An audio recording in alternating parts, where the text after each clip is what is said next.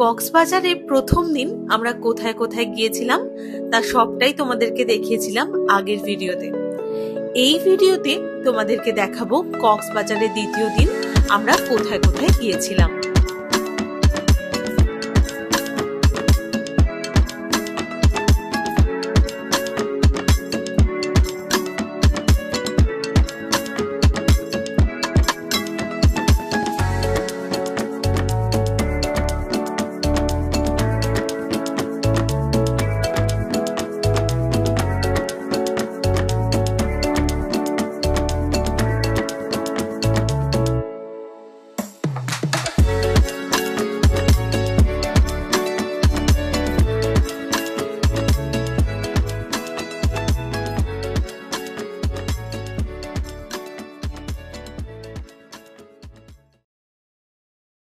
কক্সবাজারে আজকে আমাদের দ্বিতীয় দিন।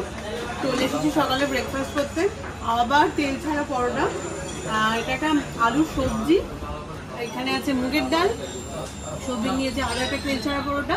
আর আমাদের যে সিএনজির দাদা তাকে নিয়ে আমরা একদম ব্রেকফাস্ট করতে চলে এসেছি। উনি খাচ্ছেন পরোটা আর চা।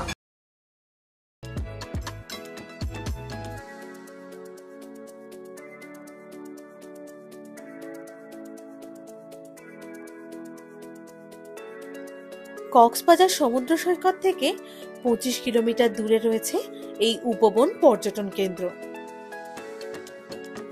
এই পর্যটন কেন্দ্রটি বান্দরবন পার্বত্য জেলার অন্তর্গত। এই উপবন পর্যটক কেন্দ্রটি বাংলাদেশের অন্যান্য পর্যটক কেন্দ্রগুলোর মতোই জনপ্রিয়। ভিতরে নৌকো রাইডেরও ব্যবস্থা আছে, যার জন্য লাগে মাথা পিছু 50 টাকা, এবং এর ভিতরে রয়েছে একটা ওয়াচ টাওয়ার, যার উপরে উঠতে লাগে 10 টাকা।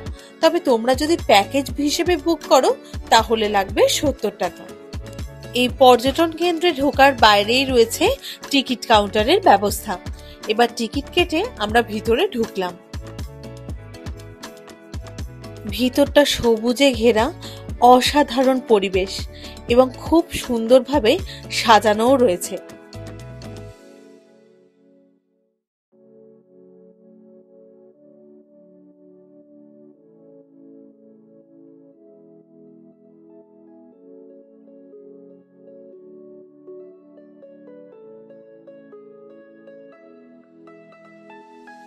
এই জায়গায় প্রবেশ করার পর তোমরা দেখতে পাবে এখানে রয়েছে প্রচুর টি হাউস।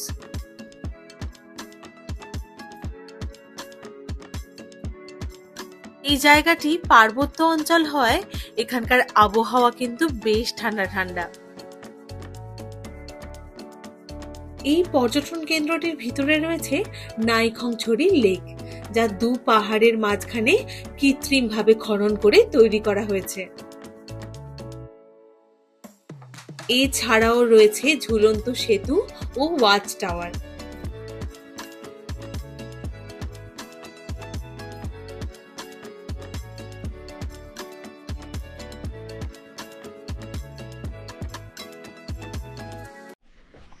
এখানেই কিন্তু একটা ঝুলন্ত ব্রিজ আছে, এখন সেটাতেই যাচ্ছি, একটু ফটো টটো তুলবো ওখানে গিয়ে। ঠিক ব্রিজটা পার করলেই কিন্তু ওখানে থাকে হচ্ছে বাংলাদেশের যে পাহাড়ি উপজাতি তারা, ওনারা অ্যাকচুয়ালি আদিবাসী মারমা উপজাতির লোকজন ওখানে থাকে। তো এখানকার একজন ভাইকে বললাম যে ওইখানে যাওয়া যাবে কি, বললো হ্যাঁ যাওয়া যাবে, কিন্তু ওনারা খুব একটা পছন্দ করেন না যে বাইরের কোনো লোক ওখানে আসুক, সেটাও হতেই পারে। তো ওখানে আর আমরা যাব না, কিন্তু বাইরে থেকে আমি তোমাদের দেখিয়ে দেব যে ওনারা ঠিক কোন জায়গাটা থাকে। এই যে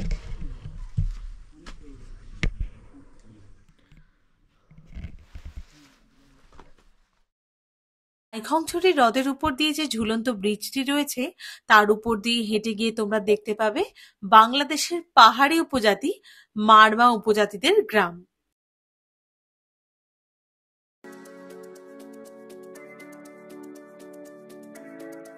এই পাহাড়ি উপজাতিদের গ্রামে যেহেতু প্রবেশ নিষেধ, তাই এখানকার দরজা কিন্তু বন্ধ ছিল। ঝুলন্ত ব্রিজ ঘুরে চলে গেলাম ছোট্ট করে একটা বোট রাইড নেব বলে। আমি প্রথমেই বলেছিলাম বোট রাইডের জন্য কিন্তু এখানে 50 টাকা করে টিকিট লাগে। তবে আমরা যেহেতু 70 টাকার মানে প্যাকেজ টিকিট বুক করেছিলাম, তাই আর আলাদাভাবে টিকিট কাটতে হয়নি। এখানে বোট চড়ার টাইম কিন্তু আধ ঘন্টা।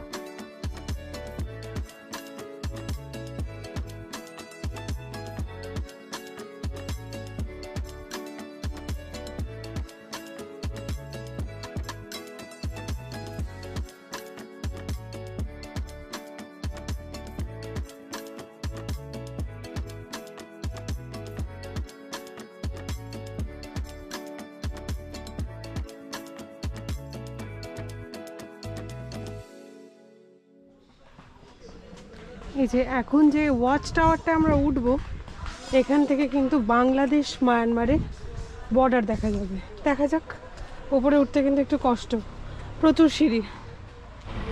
চলো ওঠা যাক উপরে।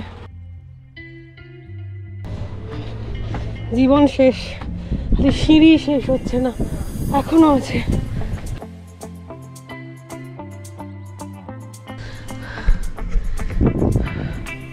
প্রচুর কষ্ট হচ্ছে উপরে উঠে, শ্বাস ফুলে গেছে। অনেকগুলো সিঁড়ি, উপর থেকে কিন্তু দেখতে খুব সুন্দর লাগছে। দেখিয়ে দিই তোমাদের।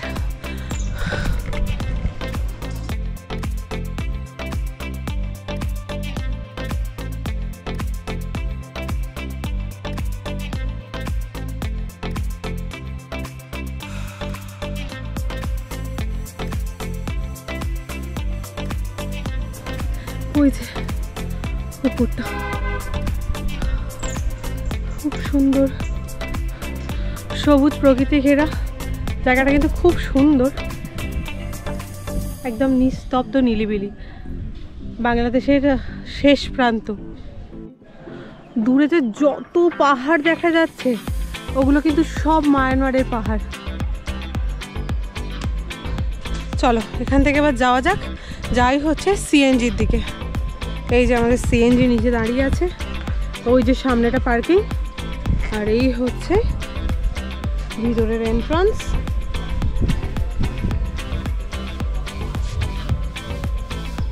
আর ওয়াচ টাওয়ারের উপর থেকে বাংলাদেশ মায়ানমারের বর্ডার। এবার এখান থেকে বেরোই। নাইখতছড়ি উপবন পর্যটন কেন্দ্র থেকে বেরিয়ে আমরা চললাম 100 ফুট লম্বা গৌতম বুদ্ধের মূর্তি দেখতে। নাইখতছড়ি থেকে 10 কিলোমিটারের মধ্যেই রয়েছে এই বুদ্ধের মন্দির। আমরা পৌঁছে গেলাম মন্দিরের সামনে। এই মন্দিরে ঢুকতে প্রবেশ মূল্য লাগছে 20 টাকা করে জনপ্রতি। এই যে বুদ্ধের মন্দির, ভুবন শান্তি 100 ফুট সিংহসজ্জা গৌতম বুদ্ধ মূর্তি। চলো ভিতরে ঢুকি।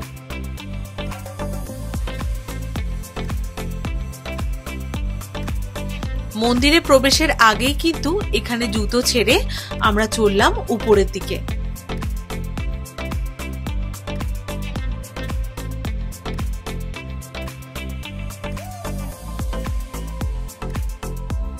মন্দিরে প্রবেশের মুখেই রয়েছে গৌতম বুদ্ধের নানান মূর্তি।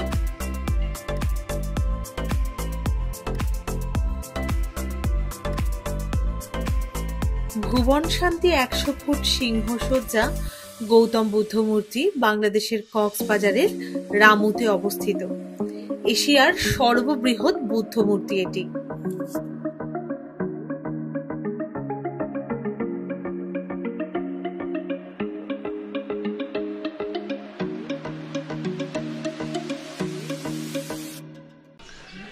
আচ্ছা, আমরা এখন যেখানে যাচ্ছি সেখানে আছে কক্সবাজার, শুধু কক্সবাজার না, বাংলাদেশের সব থেকে বড় বুদ্ধ মূর্তি, প্রায় 100 ফুট।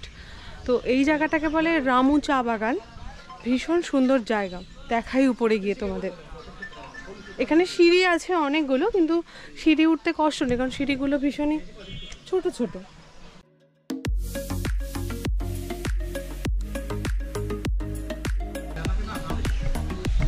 এখানে কিন্তু এখানে লেখাই আছে বিশ্রী ছবি, গান, ভিডিও, নৃত্য, টিকটক ও শুটিং করা যাবে না। সুন্দর জায়গাটা, মাস্ট ভিজিট কক্সবাজার এলে।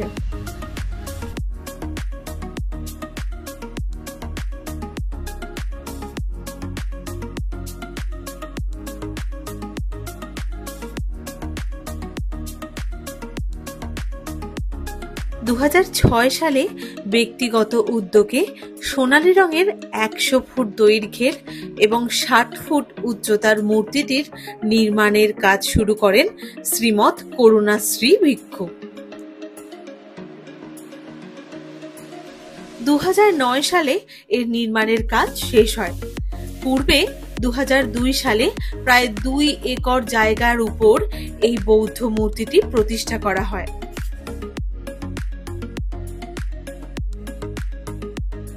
মায়ানমারের কারিগর থুয়াইং ছি রাখাইন এই মূর্তিটি তৈরি করেন।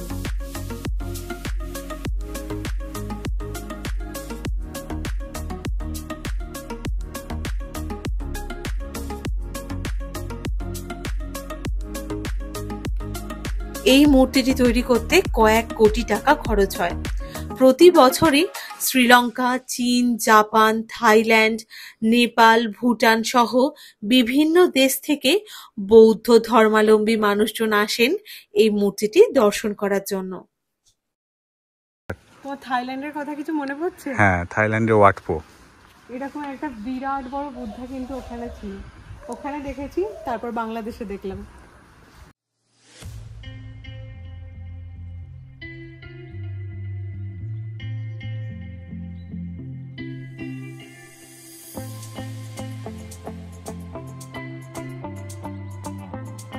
ফুট লম্বা বৌদ্ধ মূর্তি দেখে এবার আমরা চললাম রাংকুটের বৌদ্ধ মন্দিরে। রাংকুটের এই বৌদ্ধ মন্দিরটিতে ঢুকতে প্রবেশ মূল্য লাগে 20 টাকা করে মাথা পিছু। এই মন্দির খোলা থাকে সকাল 8টা থেকে 11টা পর্যন্ত এবং দুপুর 1টা থেকে বিকেল 5টা পর্যন্ত। রাংকুট বনাশ্রম বৌদ্ধ বিহার বাংলাদেশের কক্সবাজার জেলার প্রসিদ্ধ বৌদ্ধ বিহার। এই বিহারকে কেন্দ্র করে একসময় এই অঞ্চলে বৌদ্ধ শিক্ষা ও সংস্কৃতির বিকাশ ঘটেছিল। আরো একটা বৌদ্ধ মন্দির, ভীষণ সুন্দর একটা রকম তৈরি হচ্ছে মন্দির। আর এই যে এখানে ড্রাগন, এই যে গাছটা তোমরা দেখতে পাচ্ছ, এটা কিন্তু 1400 বছরের পুরনো গাছ। মৌর্য বংশের 3য় সম্রাট অশোক এটি স্থাপন করেন। অনেকের কাছে এটি রামকোট বৌদ্ধ বিহার নামেও পরিচিত। এখন যেখানে আছি এটা হলো ঐতিহাসিক রাংকুট বনাশ্রম বৌদ্ধ তীর্থস্থান। এটা একটা বৌদ্ধ তীর্থস্থান।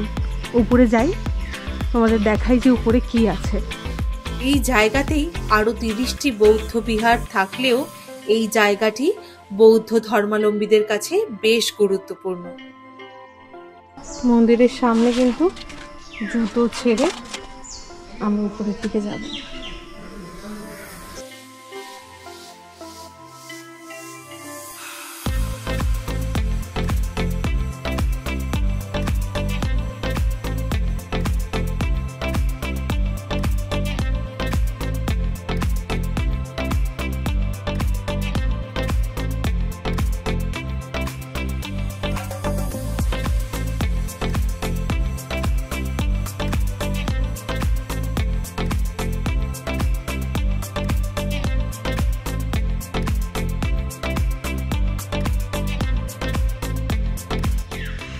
ভীষণ সুন্দর একটা জায়গা বাংলাদেশের।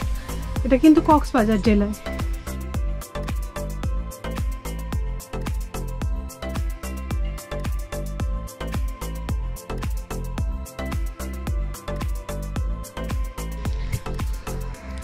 এখানে লেখা আছে রামু কক্সবাজার, প্রতিষ্ঠাতা সম্রাট অশোক, স্থাপিত 268 খ্রিস্টপূর্বে।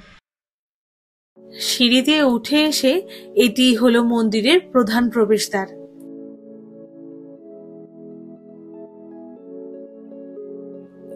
এই রাংকুটের বৌদ্ধ মন্দিরের ভিতরে আবার রয়েছে মিরাকেল গার্ডেন। তো এই মিরাকেল গার্ডেনে কি কি আছে সেটা তোমরা দেখে নাও। যাচ্ছি এখন রংকুট পদ্মবিনা ঝুলন্ত ব্রিজ, রংকুট মিরাকেল গার্ডেন।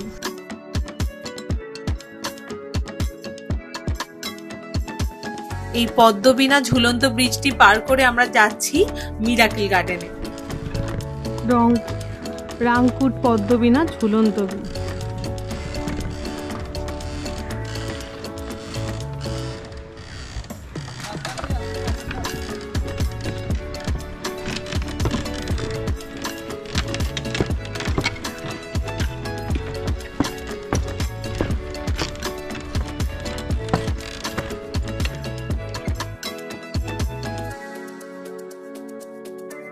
মিরাকেল গার্ডেনে ঢুকতেই দেখলাম বানানো আছে এরকম একটা কলার স্কাল্পচার।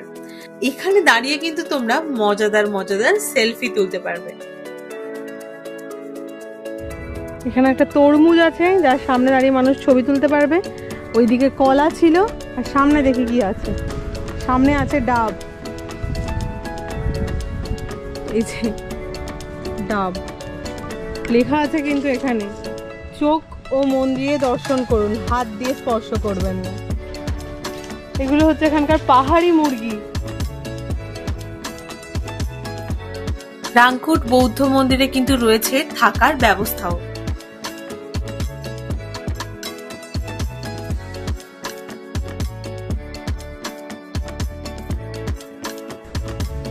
এখানে কিন্তু রয়েছে একটা meditation park, eco meditation park, Rangkut Ramu Cox's Bazar. সামনে যে ঝড় হলো তাতে কিন্তু বেশিরভাগটাই নষ্ট হয়ে গেছে। প্রত্যেকটা এরকম ছাউনি যেখানে এরকম ঘর মতো করা আছে তার কিন্তু নাম্বারিং আছে, যে চিত্তনীর নং 05। জায়গাটি কিন্তু ভীষণই শান্তিপূর্ণ জায়গা। এখন যেটা দেখাচ্ছি এটাই হলো এখানকার মূল মন্দিরের ভিতরের অংশ। আর এই যে মূর্তিটা তোমরা দেখতে পাচ্ছ এটাই হলো প্রধান মন্দিরের বৌদ্ধ মূর্তি। কক্সবাজারের দ্বিতীয় দিনের ভিডিও আমি এখানেই শেষ করছি। আশা করছি ভিডিওটা তোমাদের ভালো লেগেছে। ভিডিও ভালো লেগে থাকলে অবশ্যই লাইক, শেয়ার এন্ড কমেন্ট করে দিও।